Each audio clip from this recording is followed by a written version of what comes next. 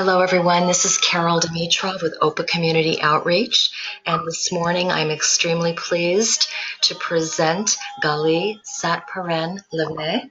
And she is going to be talking about spiritual leadership in the 21st century. Throughout the history of mankind, people were always looking for spiritual guides or gurus to follow. And in the reality we live in today, it seems that many become themselves spiritual leaders and teachers. These roles can be quite challenging sometimes and bring with them still an evolutionary work to do. In this lecture, we'll meet various spiritual leaders through their birth charts, look for important astrological signatures and their challenges as a mirror for all of us on our spiritual path. And a little bit about Gali. First, I would like to tell you that the music that you're hearing in the background is her digital album. It's called Heartbeat. I've posted it on the chat, so you can go ahead and copy that link. She is an astrologer, a Kundalini teacher, a musician, and I understand she also not only does this beautiful mantra music, but also is an opera singer. So that's amazing in itself to me. She studied evolutionary astrology with Maurice Fernandez and is deeply inspired by the work of Jeffery Wolf Green on evolutionary astrology. She's a certified ISAR CAP since 2012, and she's also ISAR's VP in Israel.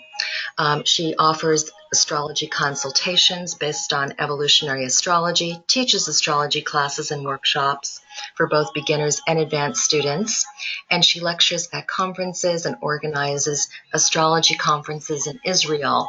So we really appreciate her being here because it's late her time. I think it's about a little after 8 p.m. So thank you for that, for making that your evening available to us. Besides being a certified Kundalini Yoga instructor since 2009, she's also an associate trainer instructor in Kai teacher training in Europe and in Israel. She has many different certifications with many different techniques, and has those certifications that you can find on her website, and also they're listed on the email that I sent earlier with the link. So with that being said, I'm going to turn the music off, and Gali, it is all yours.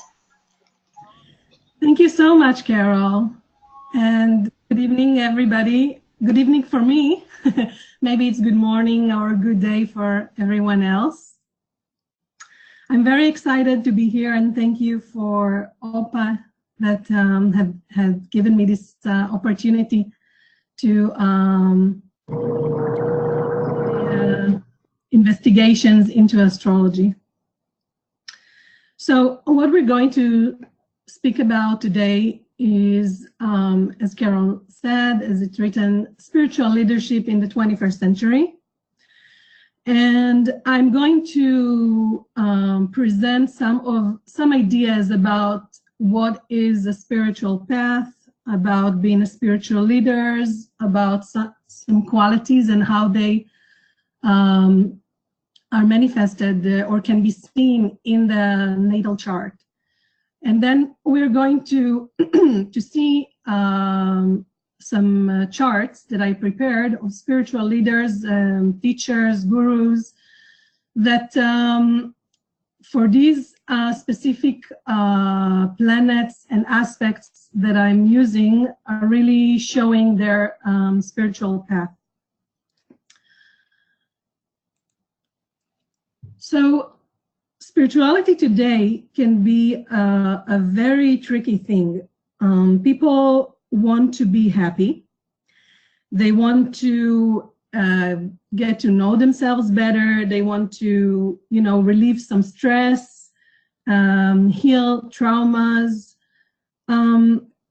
But sometimes I personally have a feeling, and maybe you had this feeling too, that people are also looking for a quick fix.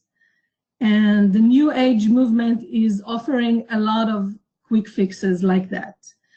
And the word spirituality is becoming really sometimes overused in a way. And this is a very,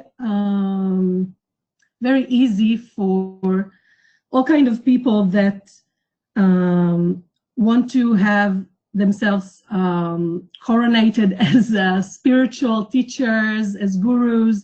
They want to get the acknowledgement, they want to get the honor, but they actually don't really offer anything beyond that. There are some, of course, genuine teachers that bring true teachings, and usually a true teacher is not pointing the finger to himself, saying, I'm the teacher, I'm the leader, I'm bringing you this knowledge, but he's pointing towards the truth, and he is leading you towards your inner teacher, your inner guru that is within you. So sometimes people are really wanting to have this spiritual experience, and they are attracted to what can be to an illusion, or to, you know, things that are not really authentic. And some people just don't realize. They think if they went to a festival and meditated, and they got this, they are listening to spiritual music, and, you know, they are eating healthier. You know, it is getting them somewhere, but it doesn't necessarily mean that they are on a spiritual, on a committed spiritual path. Also lately, I don't know if you have noticed that a lot of spiritual gurus are being exposed, some with sexual abuse, harassment, all kind of accusation. And it's happening lately, but also for a while now. For example, some big yoga teachers like Bikram and John Friend from Anusara Yoga, and now the recent exposure is with the leader of the Agama Yoga in Thailand, Vivekananda. And there's also a big thing going on in the church, in the Christian church. So a lot of things are happening around spirituality. You can see Jupiter in Scorpio in action, but it's not just Jupiter in Scorpio, it's also Saturn in Capricorn and Pluto in Capricorn. And we are actually now finishing a cycle of Saturn square Chiron that was since the end of 2016 and is now starting to split. So, and we will get back to Chiron and Saturn very soon. But this quote from Buddha is really showing us, I think for me, it's an inspiration for the spiritual path to remember, you know, maybe there is some magic on the way, and there's magic in life anyway. But, you know, the new moon in Virgo, in opposition to Neptune, that will be tomorrow, is reminding us that, you know, before enlightenment, chop wood, carry water. After enlightenment, chop wood, carry water. We do the same things, but what is changing is our awareness and the way we handle things. So, but also to remember that the spiritual path is, it needs to be to come with a commitment, and also support from community, from a teacher. It's not necessarily that you have to walk on the path alone. And many spiritual traditions actually encourage people to get into the communities and find the Sangha, the people that can elevate each other. So when we look at on our spiritual path, and I would say that everybody is on a spiritual path. Okay, this is not about who's doing it better or nicer or prettier or who is more devoted. Everybody is on the spiritual path. Everybody, in evolutionary astrology, we talk about levels of evolution, and everybody is doing their best relatively to where they are, to what they can do. But there is a saying that we are not humans having a spiritual experience, but we are a spiritual being having a human experience. And this is a very important thing to remember, because it means that we are here to have the human experience, which means we are allowed to make mistakes. We are growing from our mistakes. And everything that is related, to, we don't need to be pure, we don't need to be perfect, we don't need to carry our guilt and shame for the rest of our lives because we didn't wake up in the morning at 3 a.m. and meditated, or we didn't do this and that. We're doing our best, and we're having this human experience, and having a human experience means that we are not perfect, as Chiron will teach us, and we'll see about it more later. So also another thing to remember is that our growth and evolution is happening in a few dimensions. The physical dimension, which is the most dense dimension, the emotional, the mental, and the spiritual dimensions. And all of them are in our chart. But since we have, all of us have different charts, different placement of the planets in the chart, so it comes in different variation. And some of us will need to refine the physical realm more. Some of us will need to work on the emotional, or some of us on the mental more, etc. But we all have everything within us, like we all have the 12 archetypes within us in different variations. We are all handling these dimensions in different ways. And as I said, we all have a spiritual dimension to our life, and every human being is developing or can develop. Some people are not doing it in a conscious way. They might do it because it's a social conditioning, or they feel they have to do it, but they're not doing it in a conscious, more conscious and aware way, but they are still doing it. So everybody can develop the experience and the connection between the finite and the infinite.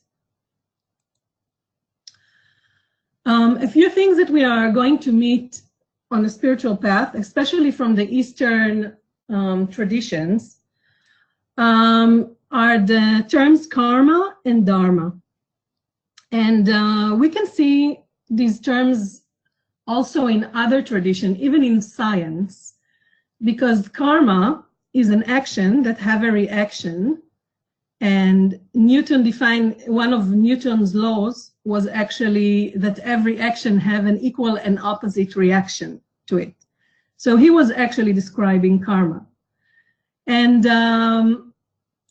then the dharma is the action that doesn't have a reaction, the action without a reaction, which means our actions are synchronized with the higher laws beyond our desires and emotional imprints that the yogis are calling samskaras. We are incarnating, according to the yogic tradition, we are incarnating to resolve our karmas. And karma is not necessarily a bad thing. It's just a word that can present, I mean, a person can have a good karma or a bad karma, and it's not even good or bad. I'm just using these words because, we all understand them, but it's not that you had a bad karma and now you're going to suffer your whole life. Even people with good karma suffer. I mean, I would say a lot of people on this planet are suffering, whether or not they have, which karma they have. And we all have a possibility to transition from the karma to dharma. And this one way to make this happen is through our committed spiritual experience, becoming more conscious and developing awareness to our decisions, the way we handle things, etc. And we'll speak about the Dharma a little bit more. And then on the spiritual path, we also hear a lot of people speaking about the ego. And again, ego is not a good or a bad thing. Ego is our identity in this life. It's our tool that can help us connect to time and space, and helps us to take responsibility and be personal and to work on our karma and evolutionary purpose of the soul. And in the chart, we can usually see it represented by the sun and the moon. While the moon has a more emotional side to it, and it's more our personal, how we take things in, how we react to things. And the sun is the way that we want to bring ourselves out to the world, to express, to bring our unique self-expression. So I see both of them as represented, as representing the ego. Also, the other personal planets, Mercury, Venus, and Mars, can also be part of it, of course. And some people say that even Mars is a planet that is representing the ego very strongly. This quote on the left is from the Hindu scripture Bhagavad Gita, and it's a story about Arjuna that needs to fight with his family members, and he's asking Krishna, Lord Krishna, the God, what to do. He doesn't want to fight them. He doesn't think it's the right thing to do. So I will not tell you the end. Go and read it. It's not so long, and it's very interesting for anybody that wants to really get to know the karma and dharma concepts better. They have some really deep discussions about these topics. And this quote is saying, therefore, without attachment, always perform the work that is to be done, and by doing their duties without attachment to the fruits, people attains the highest. And without attachment mean you are on your dharma. You are doing what you need to do. You are doing what you are called to do. And sometimes we want to think that we know what is our destiny, and we go to all kind of people that will tell us what is our destiny. And sometimes it's just about the connection to our soul and realizing what is within us, and not making any projections on what we want it to be. Just let it be what it is. And I hope it makes sense for you. When we look at the spiritual path, we can identify a few stages. I mean, it's not a final, truth to the spiritual development. I just offer you a way to look at it, as I offer you anything here that you can look at it, and maybe some things you will take and some things not. So when we are approaching a spiritual path, it begins with looking for meaning in life and looking for guidance. And what is motivating us usually is, consciously, not unconsciously, what is motivating us usually consciously is that we want to live a more balanced life and with less stress, and we don't want to suffer anymore. We just want to be happy. And that's kind of becoming, coming through the Jupiter archetype.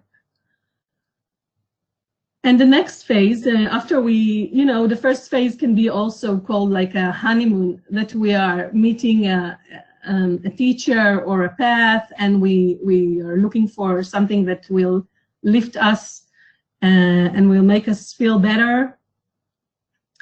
The next phase is expanding the search and understanding the life are more complex, and we are more complex. And then there's more growth and connection to what is beyond the known time and space. And what is beyond is Neptune. And this is also a stage we can test social conditionings and our value system, which are Saturnian things, and explore other ways to live in different ways, which these are Uranian things, to look for a different, more advanced, progressed way to live. And in this stage, there's more awareness and deep emotional changes, which are bringing a Plutonian kind of feeling to it, a Plutonian work, because eventually we need to make the changes in a very deep and emotional way, to really feel it in every cell in our body. And in order to make, to reach to the goal, to make the transformation, to do the alchemy. And this is Pluto's work. And then when we're making these changes and we're transforming ourselves, we're starting to move from karma to dharma, and from the personal to the impersonal, which again is Neptune. Serving others, making conscious decisions from a neutral mind, not letting our mind, control us. We want to control our mind, not to let the mind control us. The mind has his own games, a lot of games, and we usually fall into these games. And we fall into these traps, and this is part of our karmic path. But if we keep the mind neutral, and there are many ways to do that, many different kinds of meditation techniques, etc. It can help us be more balanced and neutral, and not be affected by opposites. And accepting that things are not perfect. And, remember, we are in a human experience, so things are not perfect. We are not gods. We are God, but not in the way that we think we are. And it brings a lot of humility to it, which is a Chiron kind of humility. And this stage is about also letting go of personal desires and immediate satisfactions, letting go of not surrendering to the, in the yogic traditions, we are calling them the 5 thieves, which are greed, lust, anger, attachment, and identifying with the ego. So, the immediate letting go of the personal desires and immediate satisfaction is also letting go of these 5 thieves, and also walking our talk with commitment and devotion to the path, which are Saturnian things. Yogi Bhajan, who is I'm on the path that he brought to the West, the Kundalini Yoga.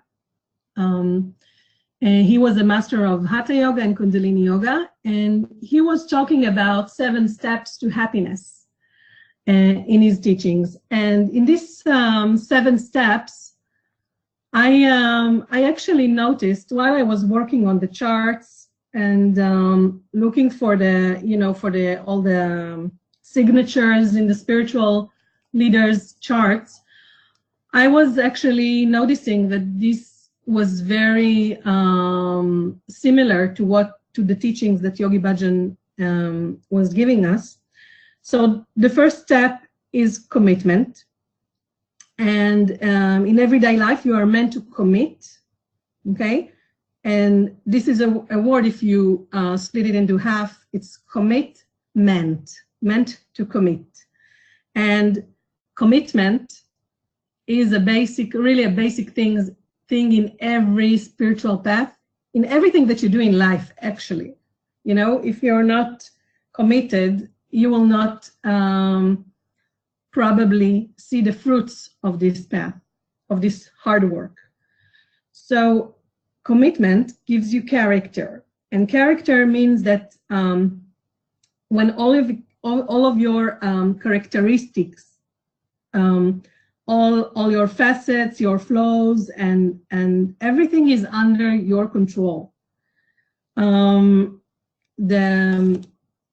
yin and the yang are totally balanced, and as I said, this is about controlling also the mind and not being attracted to be happy or to be sad. You know, overcoming these oppositions, polarities.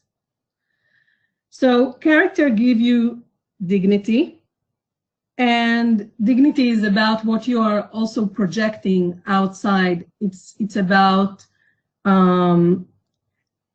also attracting people to you. You know, people trust you and like you and respect you, and dignity will give you divinity. And divinity is when people have no duality about you, or you have no duality about life, okay? There's no fear in the middle, interrupting. And divinity is also about, if you know the story about Indra's net, King Indra's net, and this net was made from gemstones, and each it's like a huge net, and in the net there are a lot of gemstones, and each gemstone is reflecting the others around her. So we are all these little gemstones, and we are all part of this divinity, and this is the God in us. We are part of this creation. We are not separated. God is not separated entity, okay? We are part of everything, and once we understand that, we can see God in all, okay? It was Yogi Bhajan who said, if you can't see God in all, you can't see God at all. So this is part of it. So divinity gives you grace, and grace is where there is no interference, no gap, no fear between two people, between a group of people, no hidden agenda. And when we come with a lot of, with this grace, with no fear, we have the power to sacrifice. And we can stand, you know, the pain for other people. We can take the pain for other people. And then sacrifice is leading us. We give something to others, and then it leads us to happiness. So I hope you are following me until now, because we're going to get into the planets now that I identified as important to look for in the spiritual leaders' charts. And I would like to mention, though, that I look at the whole chart, you know, for the person to do his, I mean, every planet can bring a spiritual, can have a spiritual dimension to it. But some people, you know, don't use outer planets, don't use Chiron.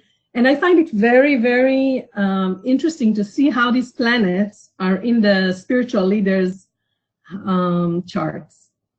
And I also, as I said, found that these planets, Saturn, Neptune, and Chiron, were very dominant with aspects also combining with the moon and the sun in the spiritual leaders' charts. And just to go over them briefly, to to see that everybody understands what I'm talking about. The commitment, character, dignity are from Saturn. Saturn also is teaching us the responsibility, is teaching us about higher laws like the Ten Commandments in the Jewish tradition, or the Yamas and Yamas in the yogic tradition. He's teaching us about ethics and moral and alignment with something higher, giving a personal example, walking our talk.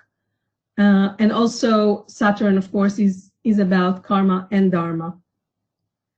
Neptune is bringing the divinity and grace, also sacrificing side, surrendering.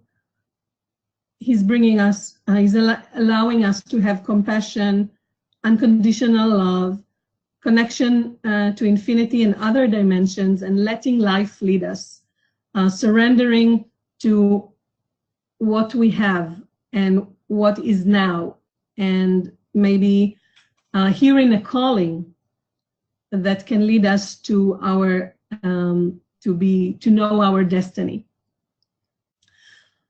And Chiron is about also divinity, grace, and sacrifice. And Chiron is bringing also the divinity because he's showing us the human side, the connection, how to feel whole in an unperfect body, in an unperfect life, etc. He's teaching us about grace because Chiron is he was a master, and he was teaching others. He was healing others, and he was bringing everything. He was sharing his knowledge with a lot of humility. He wasn't like expecting to be a god, although he was half a god.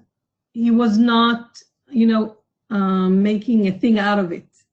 He was just there serving people and teaching the gods, actually. So he's bringing with it mastery and service to others, humility. And humility is also because he's accepting, eventually he accepted that he was wounded and he cannot heal himself, and that he had to let go to make the transformation and to become a human. Okay, and this is the human connection, and the humility to understand that is very important. And so he's giving us, Chiron is giving us the ability to give to others what we cannot do for ourselves. And Chiron is also about acceptance, humanness, and connecting between the finite and the infinite through the heart center. The heart center, if you know the chakra system, so we have the 7 main chakras that we talk about. We have a lot, we have like 144 chakras, but we know only the most dense chakras. So the 3 lower chakras, the lower triangle, and the 3 higher chakras, the higher triangle, are connected both in the heart center.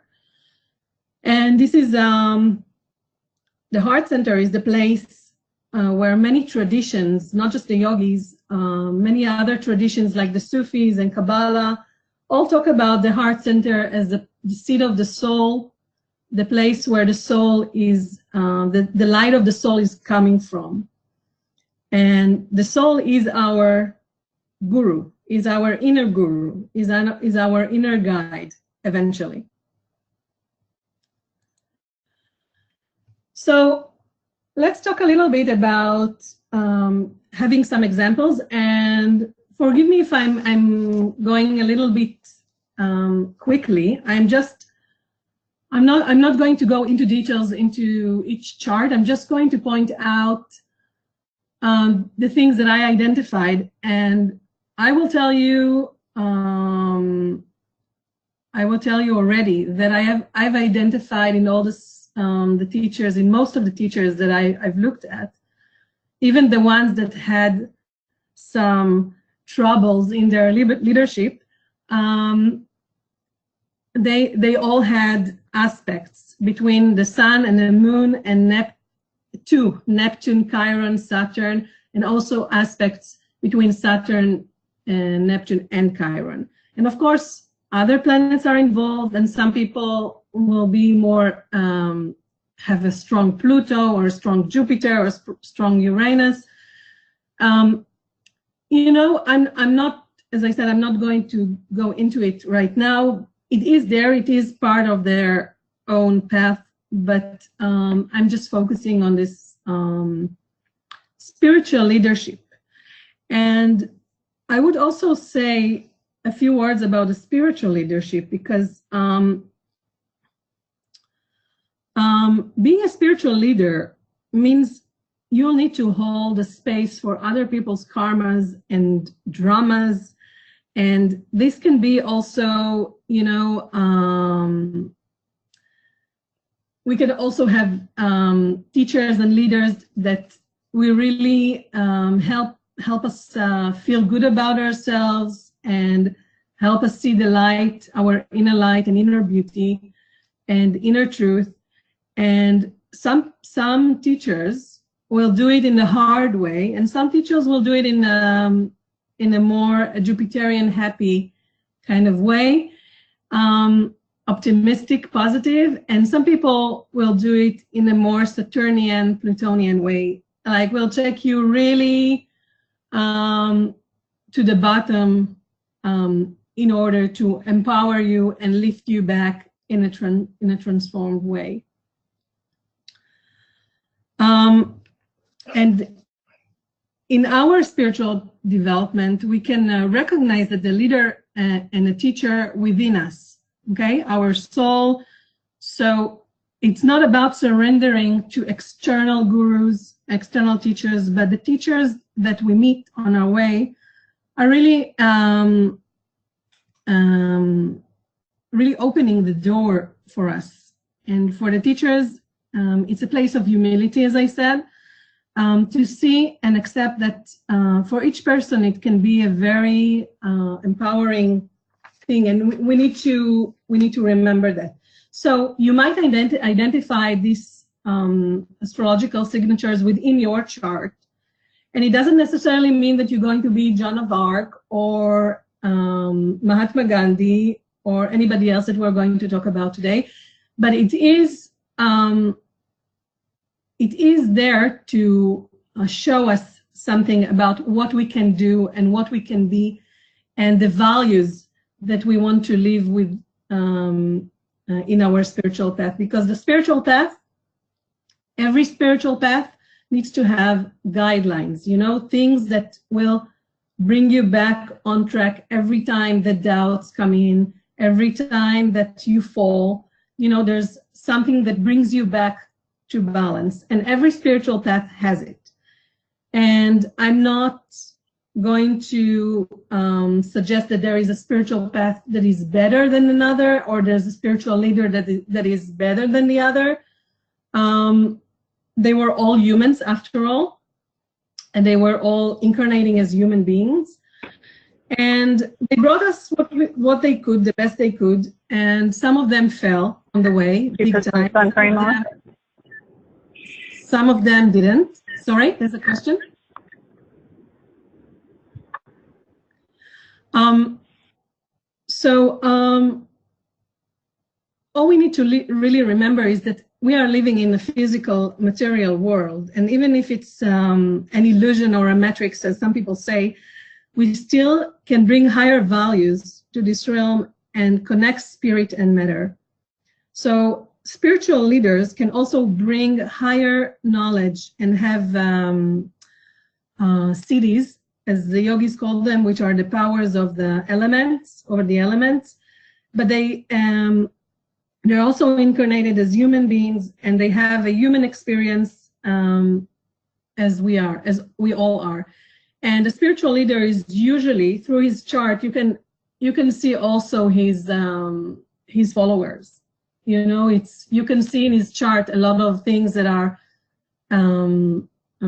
surrounding the people around him.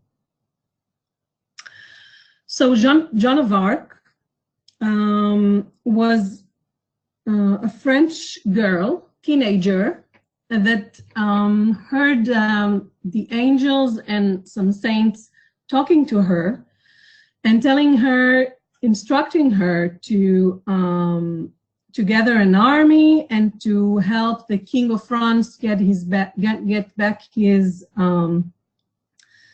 French conquered French cities, land that was conquered by the British, by England. So she heard these voices in her head, and she was able to convince the king that she can fight for him and she can lead the army. She was very young. I mean, she heard the voices in her head at the beginning when she was 13. It took her time to convince the king, and eventually when she was 17, she managed to go and fight for him, and she did. I mean, she had the guidance of the saints and the angels, as she said.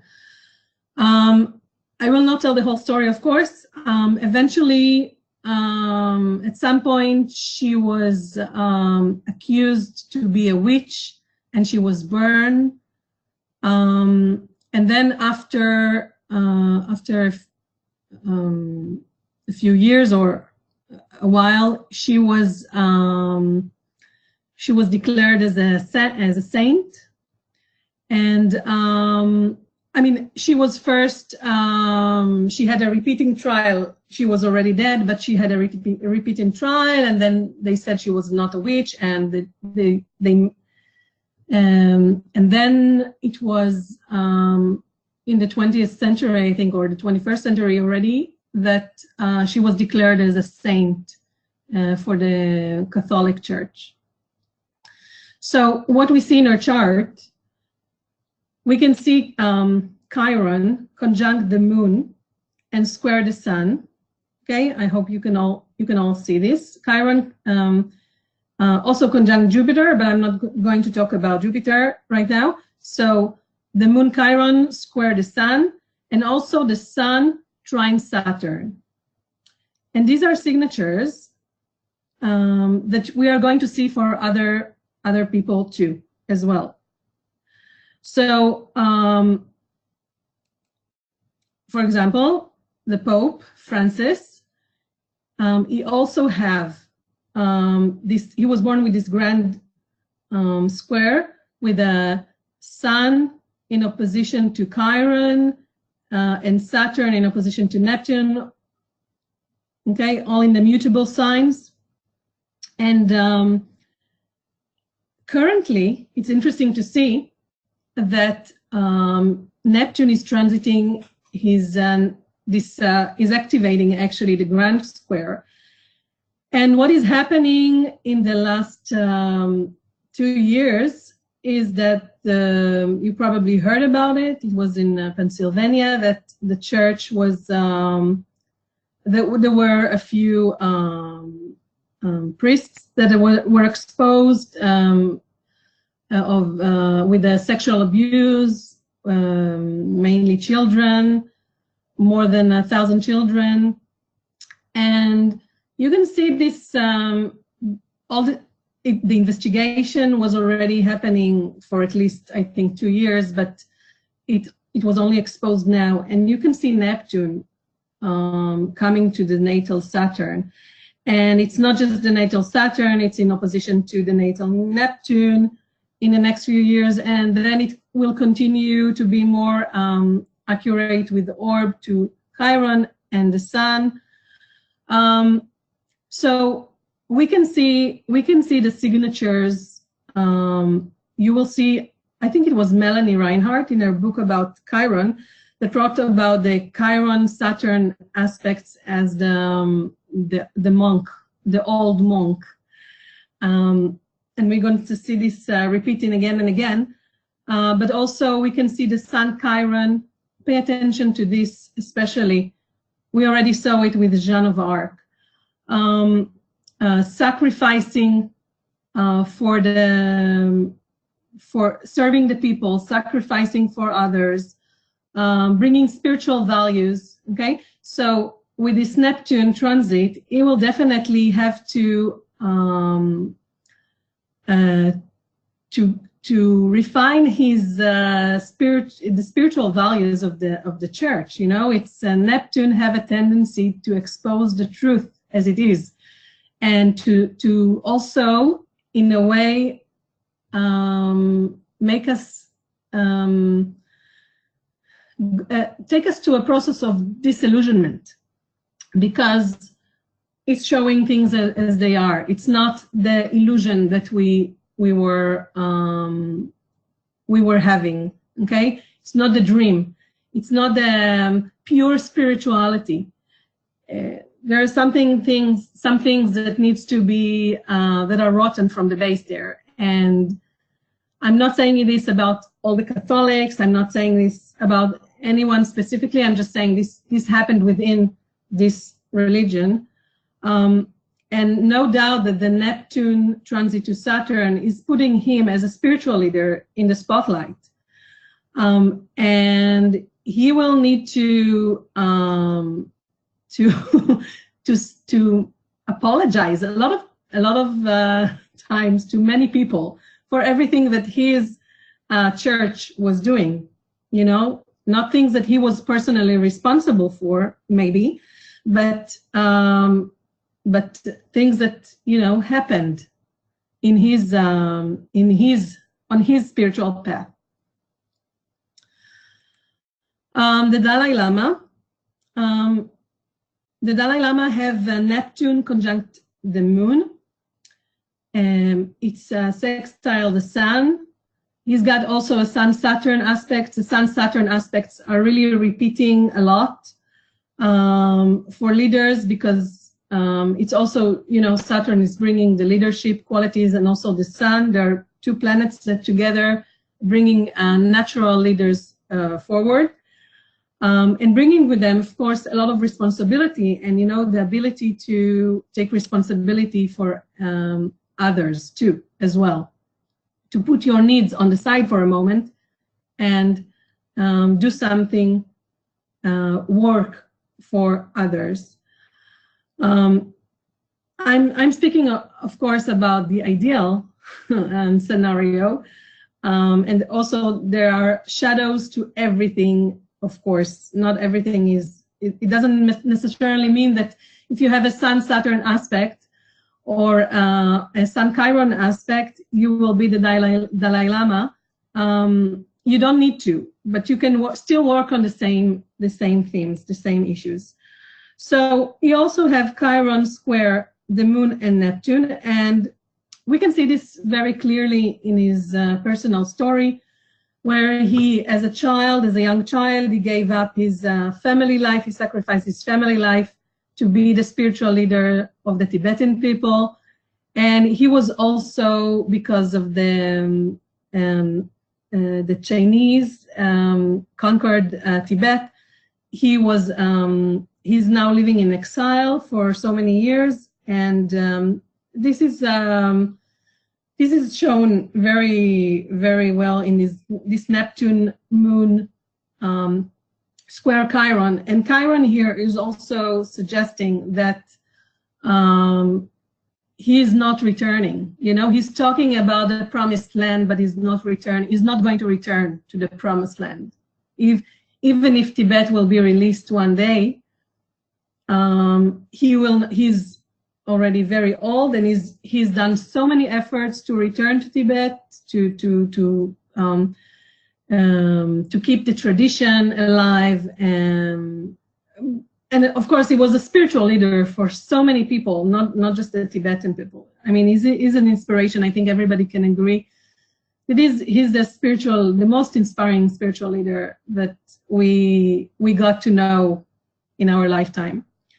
So you also have this T-square with Saturn, Neptune, Chiron, and the moon, of course, is there. And all those planets are also making aspects to the sun.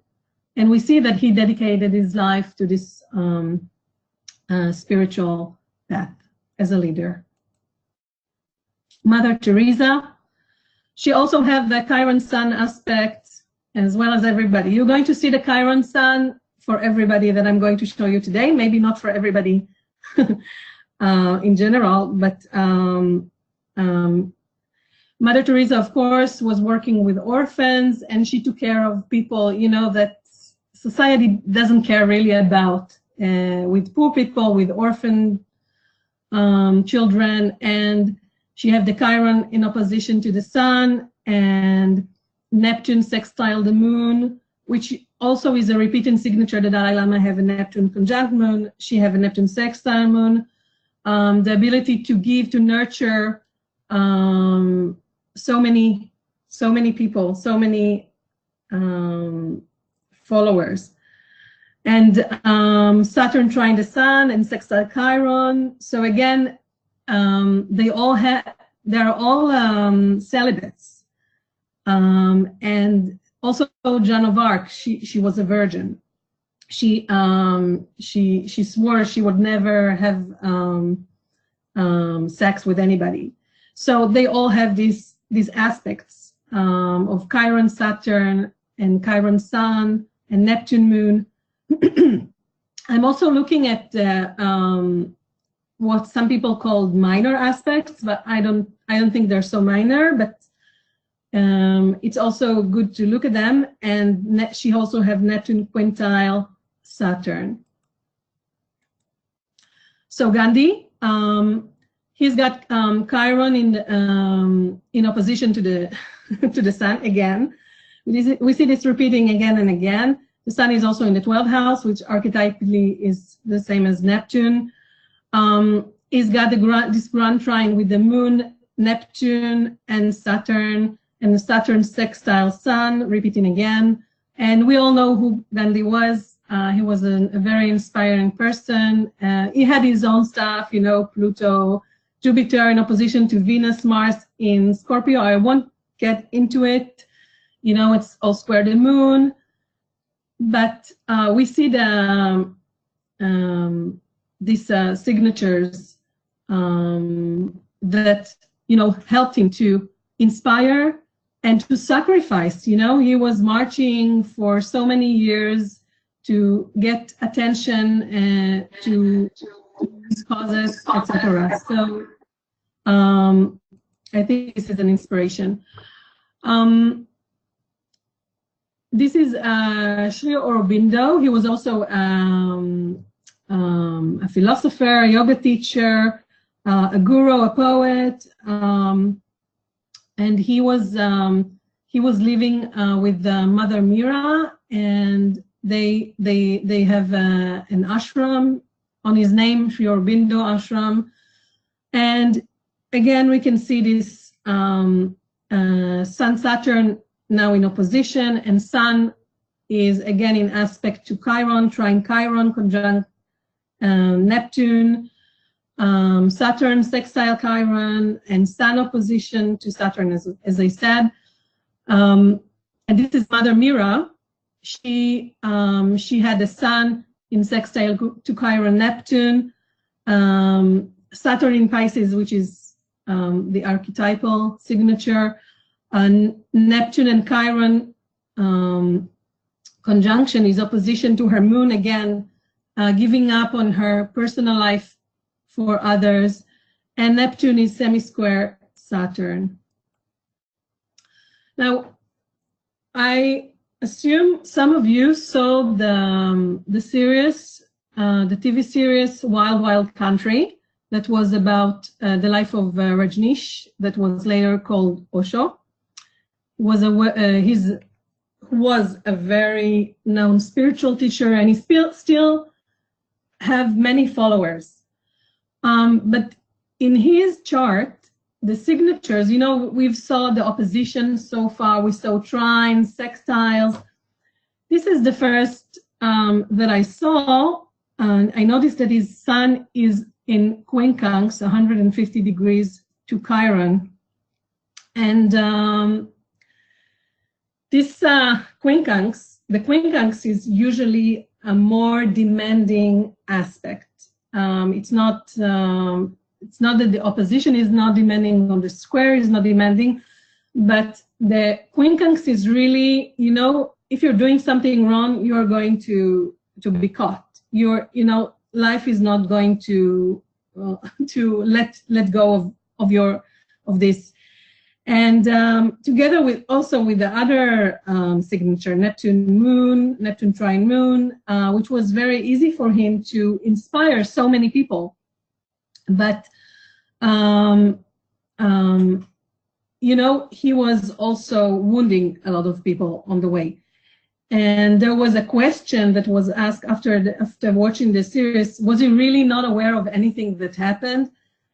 And I would say that with this chart, looking at the whole chart, this strong Pluto in opposition to all these planets in Capricorn,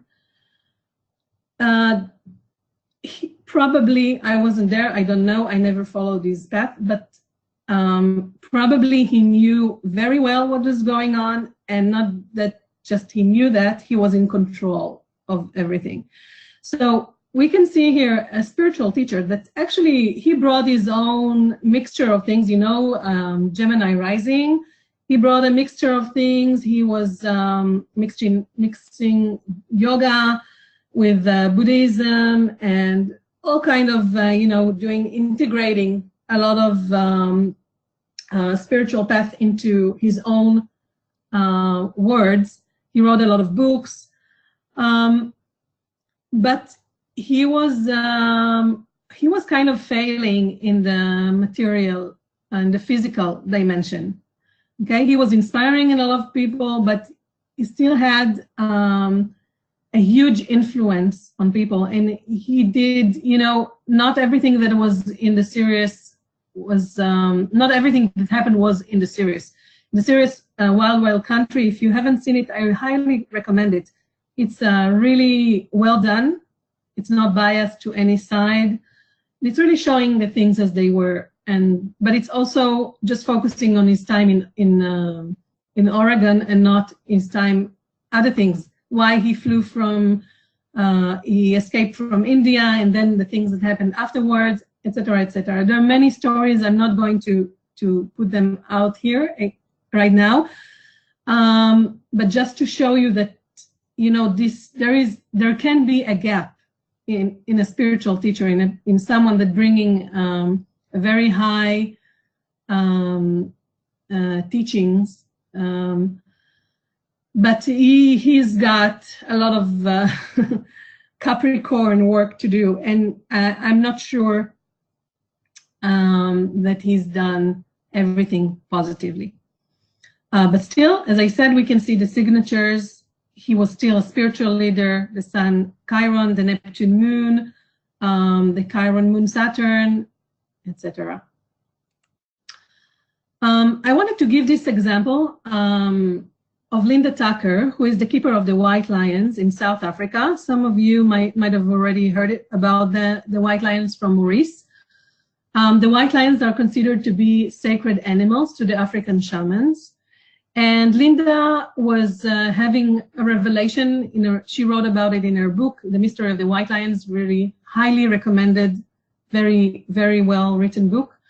And she is now the keeper of the White Lions. She has territories in Timbavati in South Africa, and she's keeping the lions, the White Lions, from not being breeded or shot in game reserves, as a lot of times happens that the White Lions are being bred for zoos and for game reserves to shoot them just for fun, for sport.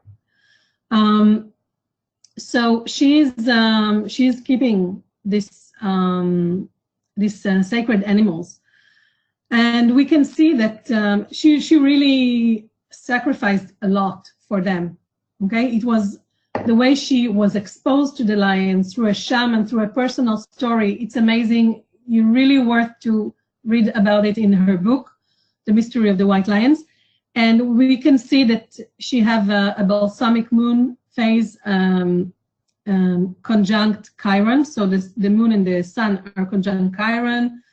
And the Saturn, she was born in a Saturn square Neptune time, and Chiron is trining Neptune as well. And what she's doing now, she's doing in the last few years is a leadership academy.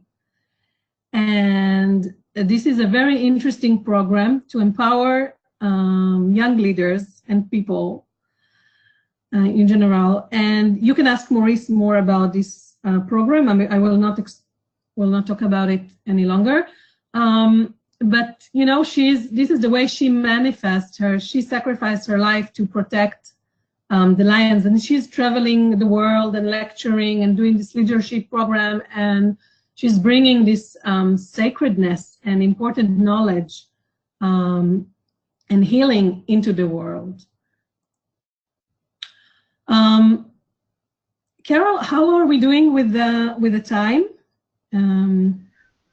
We have probably a few more minutes. Okay. Yes. All right. So we're a few minutes over, but we can stay on a few minutes. I know everyone is very interested what you have to say. So as long as they want to stay on, and if anybody needs to drop off, you will be getting the recording later today. So, but we can still continue if you'd like, if you have the time. Okay, great. Thank you. You're welcome. So Sai Baba, he was a very important spiritual leader, Indian guru from India. And some Indians really look at him as a god, and they are really kind of worshipped him. And he claimed he have very strong healing powers, and that he can heal everybody. And he was saying that he was a reincarnation of somebody else, also another Sai Baba. And also his date of birth is not, might not be accurate, because Sri Aurobindo, the one that we saw a few charts earlier, he pointed this date of 23rd or 24th of November 26 as an important day, that a saint incarnated in this day. And so some people think that Sai Baba chose this date, you know, because of what Sri Aurobindo said. I don't know, I cannot confirm or deny it. But it's interesting to see, even if it's not his authentic date of birth, it's interesting to see that he chose this date of birth with the Sun-Saturn conjunction in Scorpio on his ascendant, square Neptune, and the Sun-Saturn is also quincunx Chiron, as we saw with Osho. Now, although a lot of people think about him as a god and worship him and say he healed them, there are also a lot of people saying that he was abusing them sexually, that he was, there are a lot of testimonies coming up also from children, not from grown-ups, children that their parents were his followers, and that he, you know, it's just a repeating story, like now with the Agama yoga leader. You know, they're calling the person to their room for a personal development, and they tell him, you need to do this and that for your personal development. And it's going, you know, crossing the boundaries very, very fast. So we can see this abuse also with the Scorpio and the signature and square Neptune, you know, because the Sun Saturn in Scorpio have a lot of power, and maybe he had some you know, power over people. Obviously he had, because he had so many followers, and people really worshipped him, although he was exposed as a fraud in a few occasions.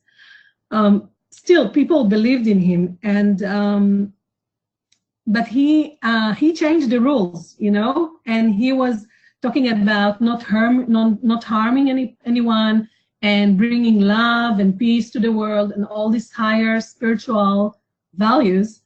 But he was himself, not handling well with the matter and the physical realm and emotional realm. You can see also the Pluto moon here. So he was here abusing and crossing and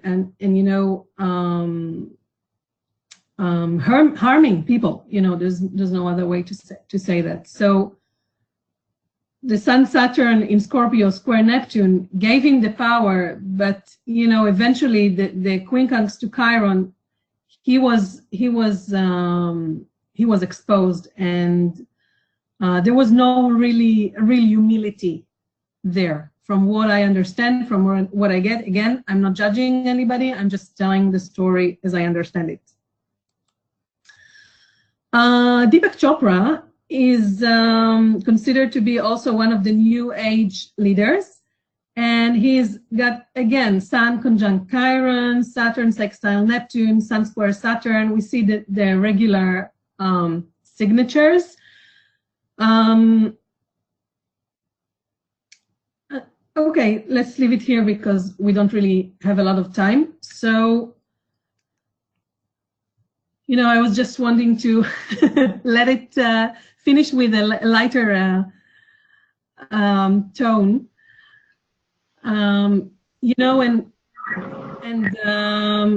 All the spiritual teachers really, again, are spiritual teachers, leaders. They are in service of something that is greater than them, and they are teaching, as this is a cartoon, of course, but it's actually saying the basic thing. Nobody came to start a religion. Jesus didn't start Christianity. Buddha didn't start Buddhism. Guru Nanak didn't start Sikhism, etc.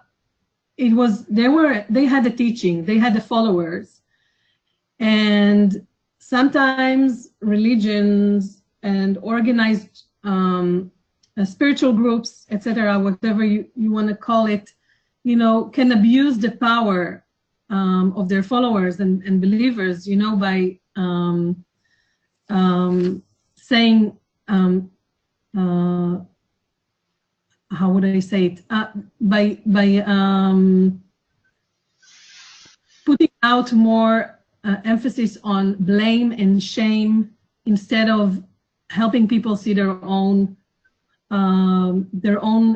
inner beauty and their own inner guru and their own connection to the infinite.